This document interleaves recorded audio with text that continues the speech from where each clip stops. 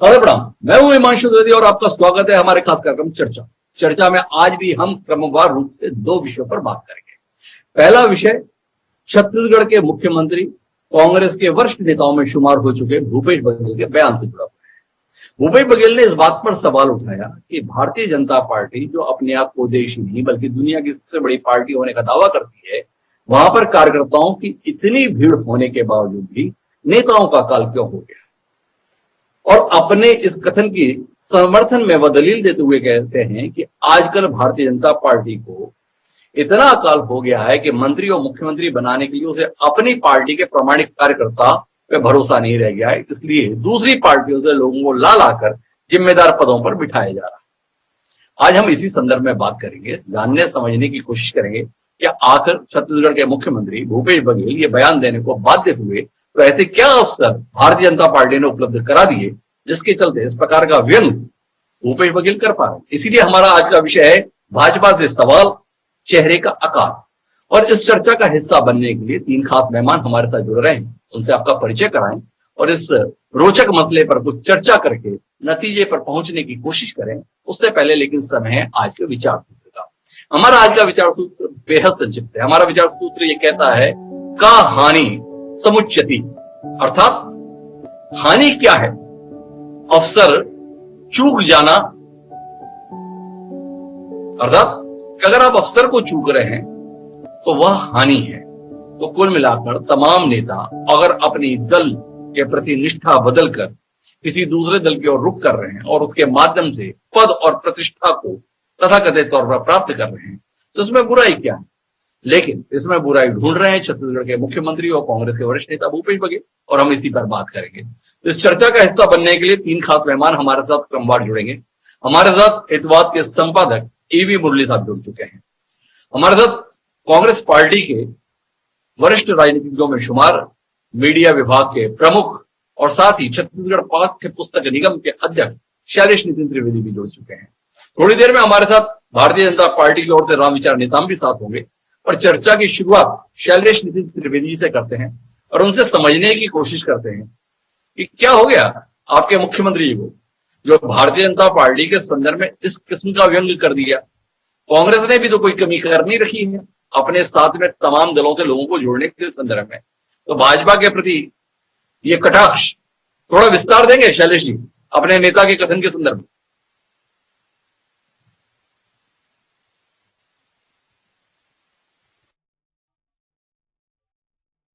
शैलेश जी मेरी आवाज सुन पा रहे हैं आप? जी सर, आपकी आवाज आ रही। तो आपसे समझना चाहता हूं कि आपके सम्माननीय नेता छत्तीसगढ़ के मुख्यमंत्री भूपेश बघेल जी ने देश ही नहीं बल्कि दुनिया की सबसे बड़ी राजनीतिक पार्टी के संदर्भ में इतना गंभीर किस्म का कटाक्ष किस आधार पर कर दिया? क्यों ये कहने के लिए मजबूर हो गए कि भाजपा के पास अपने नेता नहीं है, इसलिए दूसरी पार्टियों से ला लाकर लोगों को जिम्मेदार पदों पर बिठाया जा रहा है? थोड़ा विस्तार देंगे अपने नेता की बात को। भाजपा के मणिपुर के मुख्यमंत्री एन बीरेन सिंह, अरुणाचल के मुख्यमंत्री पेमन खांडू, असम के मुख्यमंत्री हेमंत बिस्वा शर्मा, हाल ही में केंद्रीय मंत्रिमंडल में लिए गए नारायण राणे, रीता बहुगुणा, कर्नाटक के अभी जो मुख्यमंत्री बने हैं बोम्मई, ज्योतिरादित्य सिंधिया, भाजपा की छत्तीसगढ़ की प्रभारी डी पुरंदेश्वरी, जतिन प्रसाद, ऐसी बड़ी सूची है नेताओं की जिन्हें कांग्रेस से भाजपा में शामिल किया गया। और न केवल शामिल किया गया, मुख्यमंत्री, केंद्रीय मंत्री, प्रभारी जैसे महत्वपूर्ण दायित्व भी सौंपे गए। मेरा यह मानना है कि भाजपा एक समर्पित कार्यकर्ताओं की पार्टी है। भाजपा में केडर की, वर्कर की एक बड़ी अच्छी शानदार परंपरा रही है जनसंघ के समय से। सवाल ये उठता है कि इन समर्पित कार्यकर्ताओं, नेताओं की उपेक्षा करके कांग्रेस से आयातित नेताओं को क्यों भाजपा का नेतृत्व अपने कार्यकर्ताओं के ऊपर बैठाल रहा है? क्या भाजपा को अपने कार्यकर्ताओं और नेताओं पर विश्वास नहीं है जो वे कांग्रेस से नेताओं की पूरी खेप आयात कर करके उन्हें न केवल पार्टी में शामिल कर रहे हैं बल्कि महत्वपूर्ण पदों पर भी बिठा रहे हैं। ये तो सीधे सीधे अविश्वास का मामला है भाजपा के अपने समर्पित निष्ठावान कार्यकर्ताओं पर। और इसी को लेकर मुख्यमंत्री भूपेश बघेल जी ने जो कटाक्ष किया वो गलत नहीं है। एक पूरी सूची मैंने अभी आपके सामने रखी और ये सूची विस्तार से सूची को हमारे साथ साझा किया है।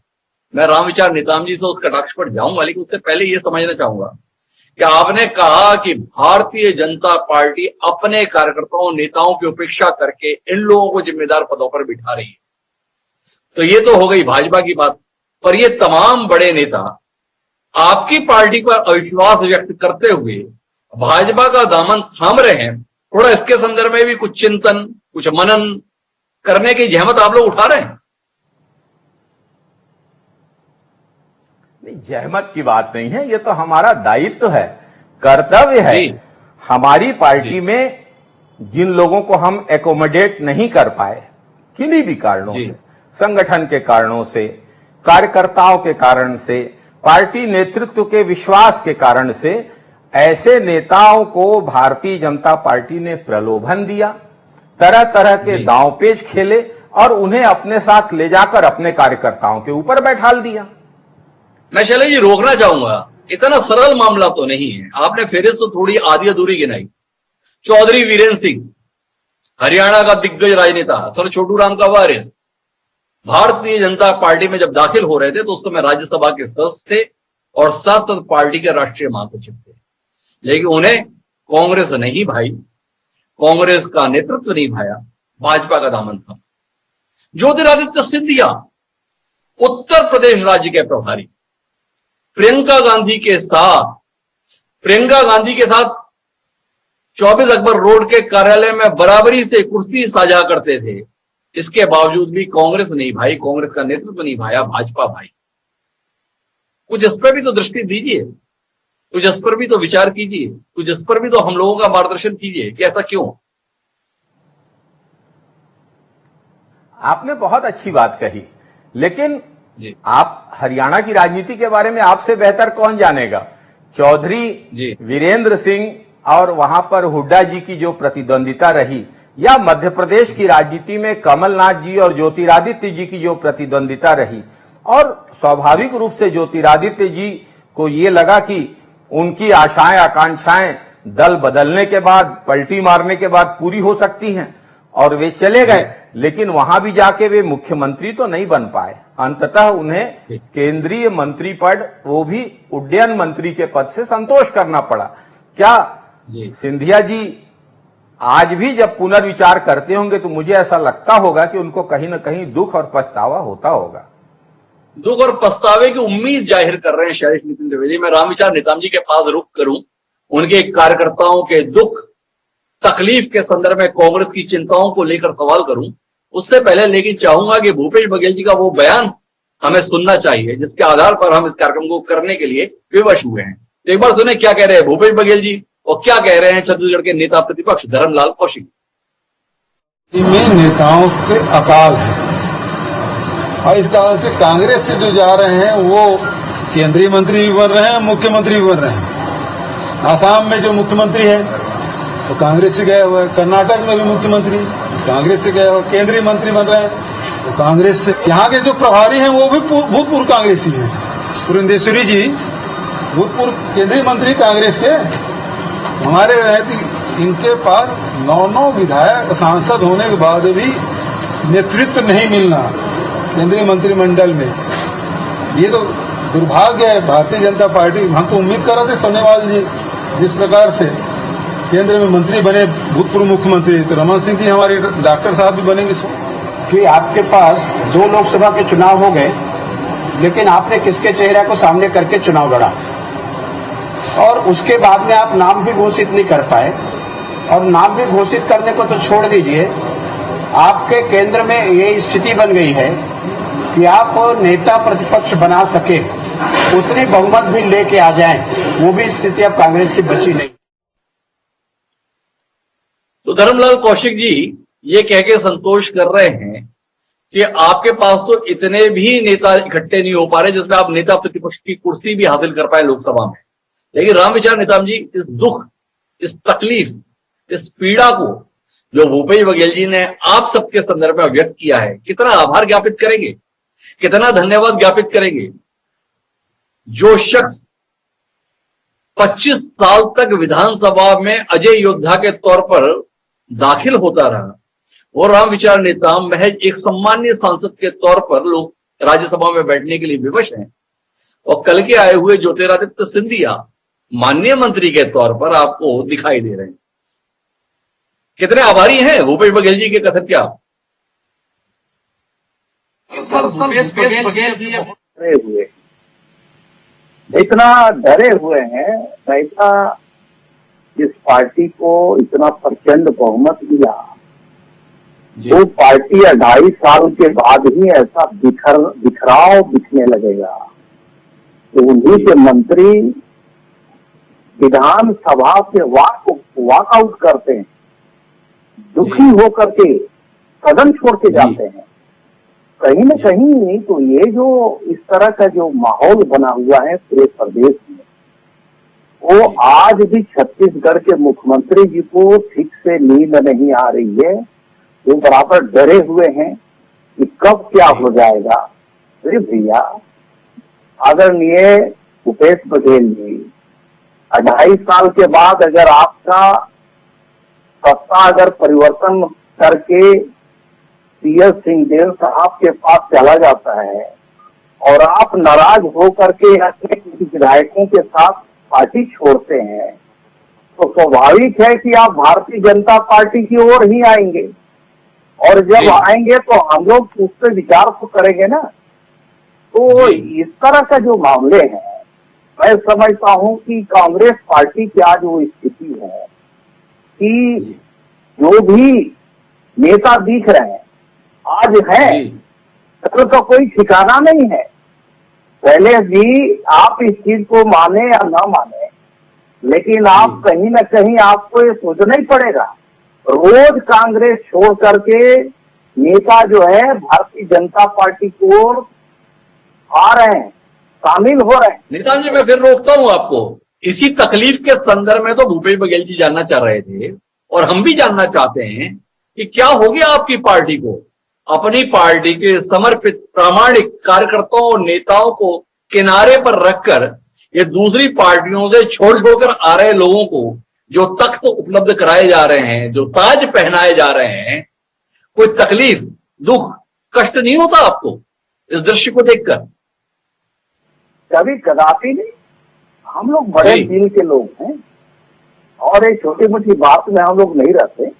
जो भी इतने बड़े 12 करोड़ से ऊपर के सदस्यों वाली भारतीय जनता पार्टी है, तो स्वाभाविक है कि उसमें कई विचारधारा के लोग शामिल हुए हैं, और रोज कोई कहीं न कहीं आ रहे हैं। उन्हें भी एडजस्ट करना, उनको सम्मान भी देना है। हम यदि सम्मान उन्हें नहीं देंगे तो हमारे दल में शामिल कैसे हैं? हम सम्मानित कर रहे हैं, सम्मान दे रहे हैं। इसी प्रकार से जो उदारता रामविचार जी हमें उस समय दिखाई नहीं दी आप लोगों की, जब आप मंत्री हुआ करते थे। उस समय तो रमन सिंह जी के साथ में एक अजीब किस्म की कश्मकश मंत्रिमंडल में दिखती थी, जैसी कश्मकश अभी के संदर्भ में आप बता रहे हैं। यह अचानक वैराग्य, यह अचानक अनासक्ति, यह अनाचक आपके अंदर संतोष का भाव कैसे पैदा हो गया? ऐसी बात नहीं है। संतोष नहीं, संतोष तो हम लोग सभी में है। हमारे भारतीय जनता पार्टी का जो रीति नीति, जो विचारधारा है, उस विचारधारा के आधार पे हम सब काम करते हैं। और मैं समझता हूँ कि हमारी पार्टी जो है दायित्व देती है, जिस दायित्व में हम सब कार्यकर्ताओं को जो दायित्व सौंपती है, वो हम सब जो है बखूबी उसे निभाने जानते हैं। रामविचार नेताम जी जैसे तमाम लोग अब कार्यकर्ता के तौर पर संतोष कर रहे हैं, और जो बाहर से आ रहे हैं वो नेता बनकर बिठाए जा रहे हैं। ईवी मुरली जी मेरे साथ में है। मुरली जी, आप थोड़ा इस पर दृष्टि देंगे? जो भारतीय जनता पार्टी कार्यकर्ताओं की और कैडर की पार्टी मानी जाती है, उसके संदर्भ में तकरीबन 1 दर्जन नेताओं की फहरिस्त शैलेश नितिन त्रिवेदी जी ने हमारे साथ साझा की। यहां तक कि आप देखिए कि जो सर्बानंद सोनोवाल 5 साल तक असम के मुख्यमंत्री थे, चुनाव जीते, पर पार्टी ने उनको मुख्यमंत्री पद से हटाकर कांग्रेस से आए हुए हेमंत बिस्वा शर्मा को अब मुख्यमंत्री बनाना पसंद किया। जिन येदियुरप्पा ने कर्नाटक में 3 सीटों से इतना विशाल बहुमत तक भारतीय जनता पार्टी को पहुंचाया था, उनको जब हटाया तो उसके बाद में पुराने कांग्रेसी नेता बोम्मई जी के बेटे जनता दल में भी जिन्होंने 10 साल काट दिए, उनको मुख्यमंत्री बनाना पसंद किया, पर अपनी भाजपा के बीच से कोई नेता नहीं तलाश पाए। उसके बाद नेताम जी कह रहे हैं अब लोग आ रहे हैं, उनको सम्मान देना जरूरी है, उनको स्थान देना जरूरी है। थोड़ा दृष्टि दीजिए ना इस जरूरत के संदर्भ में आपसे मिले। हिमांशु जी, मेरा ऐसा मानना है, मुख्यमंत्री जी का जो कहना है कि हर जगह कांग्रेसियों का ही राज है, तो मुख्यमंत्री जो बार बार कहता है कि भारतीय जनता पार्टी का राज है, ये बात मुख्यमंत्री का दोबारा कहना होगा कि हर जगह हमारा ही राज है, भारतीय जनता पार्टी का राज नहीं है। क्योंकि भारतीय जनता पार्टी में भी जो लोग राज कर रहे हैं मुख्यमंत्री के अनुसार, सारे लोग कांग्रेस से ही गए हुए हैं। इसलिए भारत में इस वक्त भी कांग्रेस का ही राज है। पिछले 70 साल से ही नहीं, अभी भी भारतीय जनता पार्टी का नहीं, कांग्रेस का ही राज है। इस बात से कांग्रेसियों को खुश होना चाहिए। रही बात भारतीय जनता पार्टी में नेताओं की कमी का, मुझे लगता है कि भारतीय जनता पार्टी में एक्सपीरियंस्ड नेताओं की कमी है। शायद इसी वजह से है, जिन लोगों ने पहले शासन किया है, शासन करके अनुभव प्राप्त किया है, तो शायद मोदी जी भी अपने पार्टी में उन लोगों को लाकर जनता को लाभान्वित करना चाहता है शायद।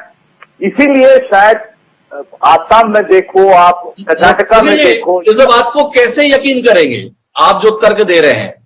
हेमंत बिस्वा शर्मा तो कभी इससे पहले मुख्यमंत्री नहीं रहे, बल्कि सर्बानंद सोनोवाल जी के पास 5 साल का अनुभव था और उसके बाद सरकार वापस आई थी, पर फिर भी पार्टी ने खारिज कर दिया उनको।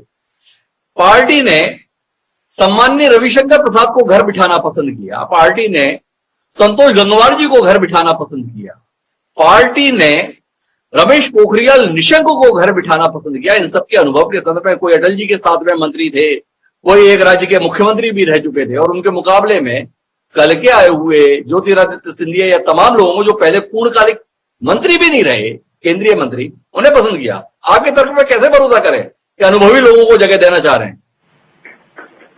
मेरा ये कहना है कि अनुभवी का मतलब ये है कि जिन्होंने शासन प्रशासन में काम किया है, पार्टी से कोई उनका ताल्लुकात नहीं है। अगर आपने भारतीय जनता पार्टी में रहा हो या कांग्रेस में रहा हो, अनुभव है, आपका प्रोफेशनल क्वालिफिकेशन है, या आपने बहुत अच्छा काम किया है, आप स्मार्ट है, काम में स्मार्ट है, तो शायद मोदी जी ने उनको इस वक्त काम भारतीय जनता पार्टी में उसको पसंद किया। लेकिन मैं अपनी चर्चा को वापस उसी बिंदु पर लाता हूं जिसके अंतर्गत भूपेश बघेल जी को, कांग्रेसियों को जिम्मेदारी क्यों दी जा रही है? आपने कटाक्ष कर लिया, बहुत अच्छी बात है शैलेश जी, लेकिन इस चिंताओं के संदर्भ में क्या करेंगे? राम विचार नेताम जी खुलेआम कार्यक्रम में प्रस्ताव दे रहे हैं, प्रस्ताव दोनों के संदर्भ में। अगर 2.5 साल के तहत भूपेश बघेल जी ना हो तो हम लोग तैयार बैठे हैं, विचार करेंगे, और सिंहदेव जी को मौका नहीं मिल रहा है तो भी हम विचार करेंगे, और ऐसे ही सभी तरफ विचार चल रहा है, और कांग्रेसी इस विचार को ग्रहण भी कर रहे हैं और कूद कूद कर, दौड़ दौड़ कर भाजपा में जा रहे हैं। आप कटाक्षी करते रह जाएंगे या इनको रोकने के लिए कोई कदम भी उठाएंगे? नहीं, हम सिर्फ कटाक्ष नहीं कर रहे हैं। हमको तो ज्यादा खुशी होती यदि राम विचार नेताम जी को अवसर मिलता। इतने वर्षों तक गृह मंत्री रहे छत्तीसगढ़ के, केंद्रीय मंत्री रहे, आदिवासी नेता हैं, सरगुजा से आते हैं, उनको अवसर मिलना चाहिए। हमारी तो ये भावना है। और मुख्यमंत्री जी के एक और कथन के हिस्से की ओर ध्यान आपने थोड़ा सा दिलाया, मैं ज्यादा ध्यान आकर्षित करूंगा कि सोनोवाल जी तो 5 साल मुख्यमंत्री रहे, आपने उनको केंद्र में मंत्री बना दिया। हमारे डॉक्टर रमन सिंह जी तो 15 साल मुख्यमंत्री रहे हैं, उनका हक ज्यादा बनता था। डॉक्टर रमन सिंह जी को केंद्र में अवसर दिया जाना था। हम तो ये चाहते हैं कि छत्तीसगढ़ की आवाज उठाने वाले राम विचार नेताम जी, डॉक्टर रमन सिंह जी केंद्र में मंत्री बने और छत्तीसगढ़ के हित में केंद्र सरकार से ज्यादा संसाधन दिलाएं। ऐसी हमारी सद्भावना है, ऐसी हमारी मुख्यमंत्री जी। चलिए, आपसे जानना चाहूंगा, ये आपकी सद्भावना है डॉक्टर रमन सिंह के संदर्भ में या राम विचार नेताम के संदर्भ में, या आप अपनी प्रदेश की चुनौतियों को दिल्ली की ओर स्थानांतरित कर देना चाहते हैं कि यहां पर कोई राज्य में चुनौती देने की स्थिति में ना रहे, इसलिए डॉक्टर रमन सिंह या राम विचार नेताम राज्य की राजनीति में आपके सम्मुख खड़े ना रहें, दिल्ली में निपटाते रहें, यह मंशा है। संदेह हो रहा है आपकी मंशा पर। ये शुद्ध रूप से सद्भावना है, राज्य के विकास की आकांक्षा है, और उसमें रमन सिंह जी और राम विचार नेताम जी जैसे र से जिनके नाम शुरू होते हैं, ऐसे महत्वपूर्ण व्यक्ति सहभागी बने, ये सद्भावना है। छत्तीसगढ़ की बात दिल्ली में उठे, दिल्ली में सुनी जाए, ये सद्भावना है। इसमें किसी प्रकार का कोई कटाक्ष या तंज नहीं है, ये तो बहुत ही सदाशयता से दिया गया प्रस्ताव है। लेकिन जिनको दिल्ली में जगह मिली हुई है, रेणुका सिंह, उनको शिकायत रहती है कि राज्य स्तर पर उन्हें कोई पूछता नहीं है, राज्य स्तर पर उनकी बात सुनी नहीं जाती है, एक केंद्रीय मंत्री को जो सम्मान मिलना चाहिए वो मिलता नहीं है। आप रामविचार नेताम जी के सम्मान की चिंता कर रहे हैं, रमन सिंह जी के सम्मान की चिंता कर रहे हैं, और जिन रेणुका सिंह को दिल्ली में सम्मान मिला हुआ है वो यहां पर अपना सम्मान तलाशते तलाशते घूमती है, उनकी कोई चिंता नहीं करते। विरोधाभास नहीं है? नहीं, कोई विरोधाभास नहीं है। अगर रेणुका सिंह जी अकेले नहीं कर पा रही हैं और उन्हें रामविचार नेताम जी का सहयोग मिलता, रमन सिंह जी का सहयोग मिलता, सरोज पांडे जी का सहयोग मिलता, तो हम लोगों को बहुत खुशी होती, छत्तीसगढ़ के सभी लोगों को खुशी होती। यही सद्भावना तो मुख्यमंत्री जी ने प्रदर्शित की है।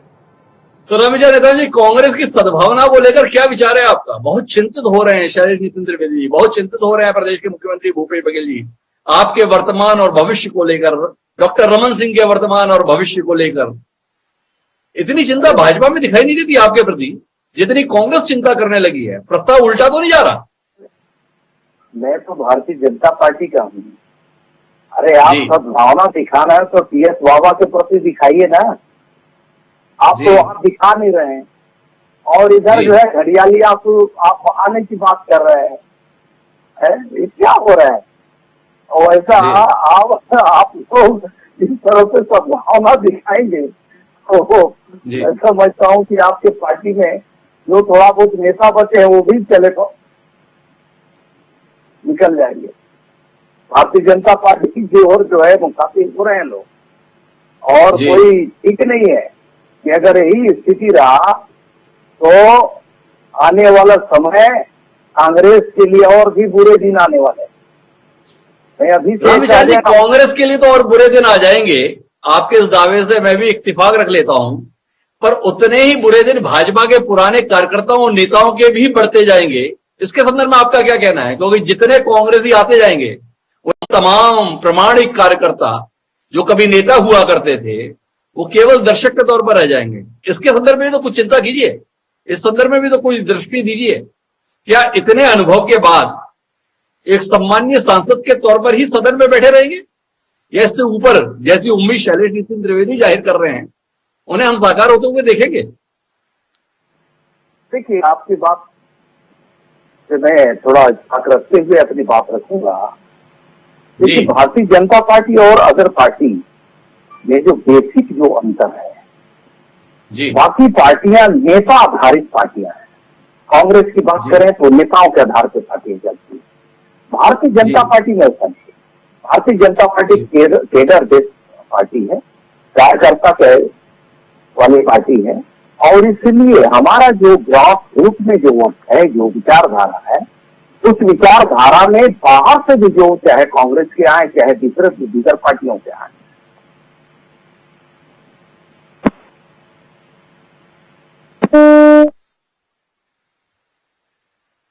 तो राम विचार जी कैडर के संदर्भ में बात कह रहे हैं, अपने नेताओं के समर्पण के संदर्भ में बात कह रहे हैं, पर इस संदर्भ में टिप्पणी करने से बच रहे हैं कि जो बड़ी संख्या में दूसरी पार्टियों से या दूसरे स्थानों से लोग लाए जा रहे हैं, उनके आने से उन तमाम कार्यकर्ताओं का क्या होगा जिन्होंने अपनी जिंदगी इस पार्टी के लिए दरी बिछाने और पत्थर उठाने में लगा दी।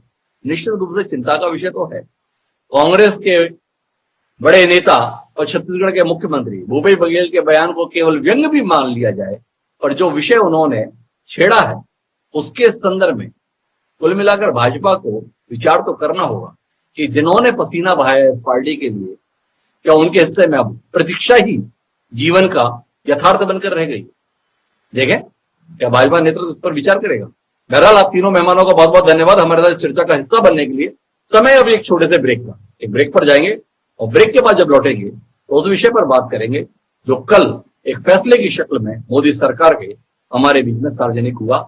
वो था मेडिकल की परीक्षाओं के संदर्भ में पिछड़े वर्ग को 27% आरक्षण और सामान्य वर्ग के निर्धन लोगों को 10% आरक्षण। क्या होंगे इसके परिणाम, इस पर हम बात करेंगे। इसलिए कहीं जाइएगा नहीं, बस ब्रेक के लिए यूं गए और यूं आए।